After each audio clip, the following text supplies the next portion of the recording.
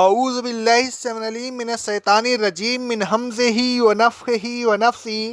سورہ آل عمران کی آیت نمبر 80 سے لے کر 82 تک کے اللہ رب العالمین کا ارشاد گرامی ہے، اور جو لوگ اپنے مالوں میں جو اللہ نے اپنے فضل سے انہیں عطا فرمایا ہے بخیل کرتے ہیں، اللہ کے راستہ میں اسے خرچ نہیں کرتے، وہ یہ نہ سمجھیں کہ یہ ان کے حق میں اچھا ہے، نہیں بلکہ وہ ان کے حق میں بہت برا ہے۔ جس مال کو خرچ کرنے میں یہ بخیل کر رہے ہیں، قیامت کے دن وہ مال ان کی گردنوں میں طوق بنا کر ڈالا جائے گا۔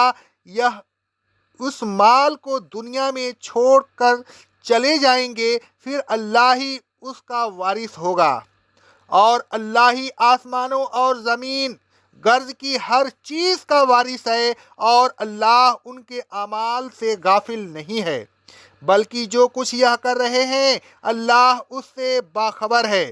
اللہ نے ان لوگوں کی بات سن لی ہے جو یہ کہہ رہے ہیں کہ اللہ محتاج ہے اور ہم غنی ہیں۔ جو کچھ یہ کہہ رہے ہیں ہم عنقریب اس کا فیصلہ کریں گے، اور ان کے انبیاء کو ناحق قتل کرنے کا بھی فیصلہ کریں گے۔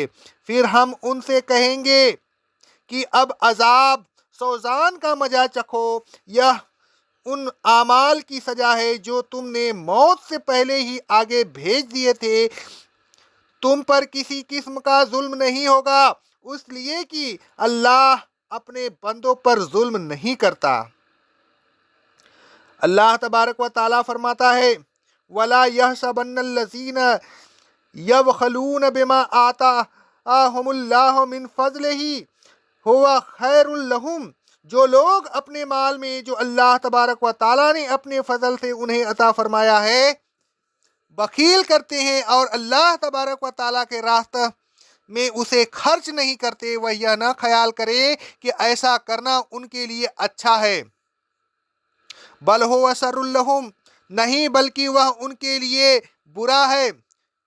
سَيُطَوَّقُ مَا بَخِلُوا بِهِ یوم القیامہ، قیامت کے دن یہ مال جس کے خرچ کرنے میں بخیل کرتے ہیں طوق بنا کر ان کے گردنوں میں ڈال دیا جائے گا۔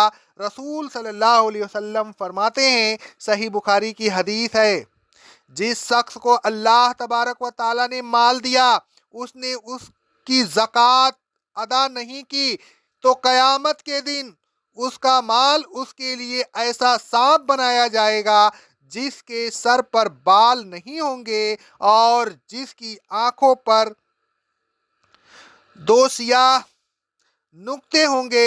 پھر وہ سانپ اس کی گردن میں بطور طوق ڈال دیا جائے گا، وہ اس شخص کو اپنے جبڑوں سے جکڑ لے گا اور اس طرح کہے گا، میں تیرا مال ہوں، میں تیرا خزانہ ہوں۔ پھر رسول صلی اللہ علیہ وسلم نے یہ آیت تلاوت فرمائی، وَلَا يَحْسَبَنَّ الَّذِينَ يَبْخَلُونَ۔ رسول اللہ صلی اللہ علیہ وسلم فرماتے ہیں، صحیح مسلم کی حدیث ہے، جو مالدار اپنے مال کی زکوٰۃ ادا نہیں کرے گا تو قیامت کے دن اس کا مال ایک گنہگار سانپ بن جائے گا، پھر وہ منہ کھولے ہوئے جہاں کہیں وہ جائے گا اس کا پیچھا کرے گا، اور وہ اس سے بھاگے گا۔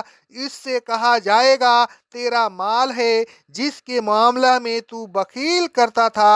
جب وہ دیکھے گا کہ اس سے چھٹکارا نہیں ملتا تو وہ اپنا ہاتھ اس کے منہ میں ڈال دے گا، تو وہ سانپ اونٹ کی طرح اس کے ہاتھ کو چبا ڈالے گا۔ آگے اللہ تبارک و تعالیٰ نے فرمایا، وَلِلَّهِ مِيرَاثُ السَّمَاوَاتِ وَالْأَرْضِ، آسمانوں کی اور زمین کی میراث تو بس اللہ تبارک و تعالیٰ کے لیے ہے، وہی آسمانوں کا، زمین کا اور تمام مال دولت کا جو انسان اپنی موت کے بعد چھوڑ جائے حقیقی وارث ہے۔ میت کے وارث تو صرف عارضی طور پر وارث ہوتے ہیں، ان کی ملکیت حقیقی و دائمی ہوتی ہے۔ ایک دن آئے گا کہ हर चीज़ का हकीकी मालिक ही उस चीज़ का वारिस होगा। हर शख्स फना हो जाएगा और मालिकुल मुल्क बाकी रह जाएगा। उस दिन आर्जी और गैर हकीकी मिल्कियत भी ख़त्म हो जाएगी। अल्लाह तबारक व ताला फरमाता है सूरह मरियम की आयत नंबर 40 में, हम ही ज़मीन के भी वारिस होंगे और लोगों के भी वारिस होंगे जो उस पर बसते हैं, और उन सब को हमारी तरफ लौट कर आना है। अल्लाह तबारक व ताला फरमाता है सूरह अल हिज्र की आयत नंबर 23 में, हम ही जिंदा करते हैं, हम ही मारते हैं और हम ही तुम सब के वारिस हैं।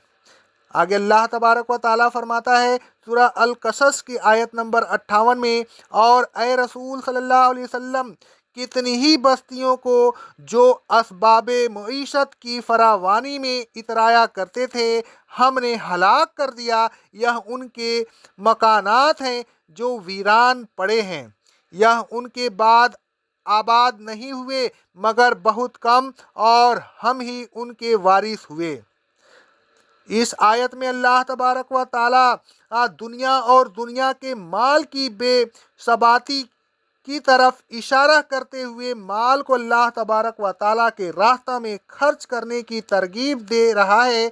एक और जगह अल्लाह तबारक व ताला फरमाता है सूरह अल हदीद की आयत नंबर 10 में, और तुमको क्या हो गया है कि तुम अल्लाह के रास्ता में खर्च नहीं करते, हालांकि आसमानों और ज़मीन की मीरास अल्लाह ही के लिए है। अक़ौलु क़ौली हाज़ा अस्तग़फ़िरुल्लाह अस्तग़फ़िरुल्लाह अस्तग़फ़िरुल्लाह।